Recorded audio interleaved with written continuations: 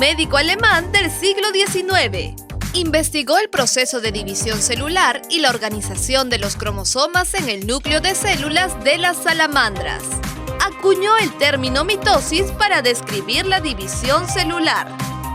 Respuesta: se trata del médico alemán Walter Flemming, quien en 1843 estudió la estructura, función y comportamiento de los cromosomas.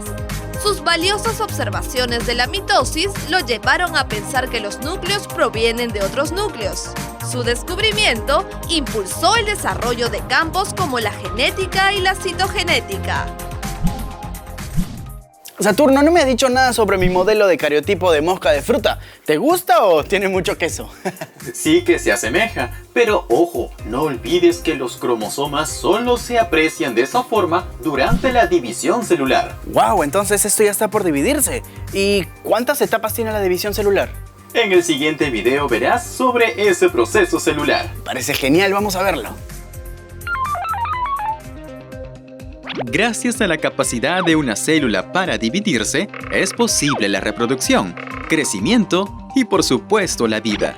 Todo ello se da en dos procesos distintos: la cariocinesis, que es la división del núcleo, y la citocinesis, que es la división del citoplasma celular en dos células hijas. Pero para conocer cómo se reproduce una célula, primero debes estar al tanto del ciclo celular y sus etapas, que también son dos: la interfase y la división celular. La interfase es una etapa muy compleja, por eso la dividimos en tres: el periodo G1, el periodo S y el periodo G2. En el periodo G1, la célula crece y en ella se realiza la producción de proteínas y ARN. Todo este proceso dura entre 5 y 6 horas. Luego comienza el periodo S, en el que la célula, al tener tamaño y energía suficiente, duplica su ADN. Todo esto en un tiempo estimado de 10 a 12 horas, casi la mitad del ciclo. La interfase termina con el periodo G2, en la que la célula continúa con su crecimiento preparándose para la mitosis o meiosis. Este periodo dura de 4 a 6 horas. Finalizada la interfase, las células somáticas, como las del tejido adiposo, pulmonar o el óseo, realizarán la mitosis, un proceso de 4 pasos en el que la célula se dividirá en otras 2 células idénticas. Aquí encontramos 4 pasos: profase, metafase, anafase y telofase. En la profase, el nucleolo desaparece y las fibras de cromatina comienzan a enrollarse y los cromosomas se vuelven visibles. Cada cromosoma duplicado se aprecia como 2 cromátides hermanas unidas por el centrómero. La membrana nuclear se desorganiza y los centrómeros van hacia los polos de la célula unidos por el uso mitótico. En la metafase, los cromosomas se alinean al centro de la célula, en una zona llamada línea ecuatorial o placa metafásica, sobre el uso mitótico. En la anafase, las cromátidas hermanas se separan súbitamente. De esta forma se dirigen 2 mitades iguales a cada lado de la célula. Al final de la anafase, los extremos de la célula tienen conjuntos iguales y completos de cromosomas. En la telofase, reaparece una membrana nuclear y se ven 2 nucleolos hijos en cada extremo. Los cromosomas se vuelven menos condensados. La mitosis, como división de un núcleo en 2 núcleos hijos, está completa. Finalmente viene la citocinesis, o división de la célula en 2 células hijas, cada una con su propio núcleo. La mitosis como tal es un proceso rápido que puede tardar menos de 1 hora. Piensa en eso cuando tu cuerpo esté curándose de un corte o raspón. En las células germinales, que dan origen a los espermatozoides en el caso de los hombres y los óvulos en las mujeres, se da un proceso de división diferente, denominado meiosis.